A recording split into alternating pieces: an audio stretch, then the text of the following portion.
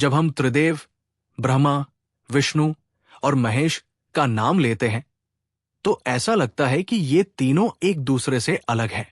एक सृजन करता है, एक पालन करता है और एक संहार करता है।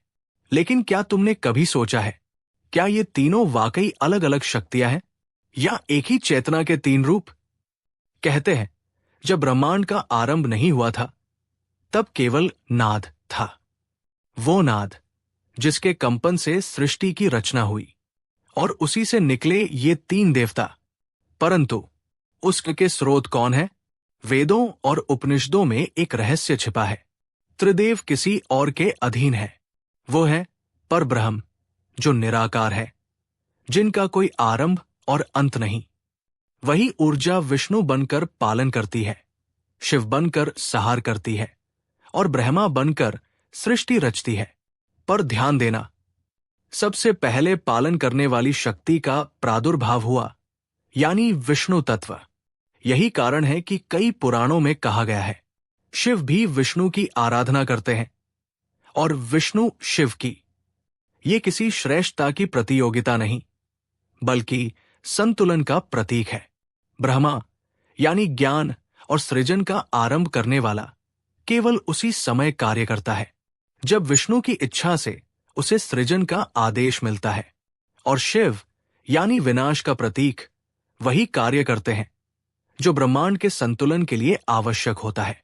कभी सोचा है अगर शिव सबका संहार करें तो वे खुद क्यों ध्यान में लीन रहते हैं?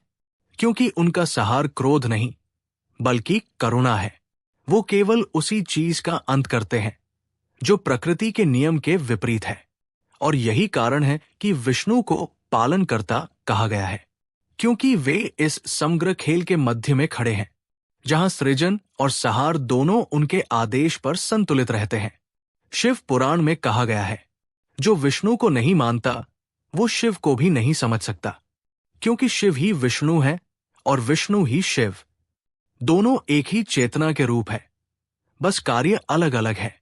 त्रिदेव को तीन दिशाओं में समझो।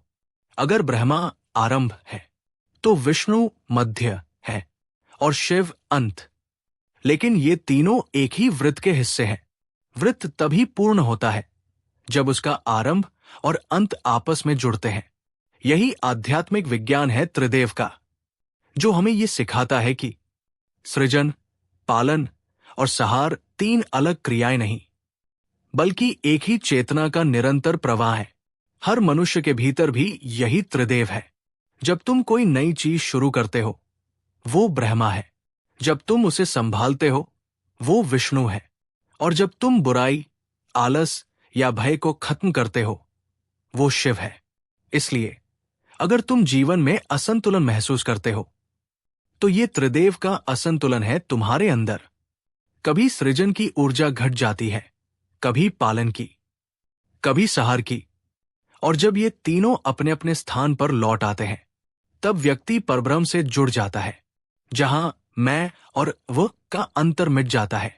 इसलिए जब भी अगली बार तुम नमः शिवाय या नमो भगवते वासुदेवाय बोलो तो याद रखना तुम किसी अलग देवता को नहीं बल्कि उसी परम चेतना को नमन कर रहे हो जिससे ये संपूर्ण सृष्टि चल रही है। अगर आपको ये वीडियो अच्छी लगी हो तो चैनल को सब्सक्राइब करें और वीडियो को लाइक करें।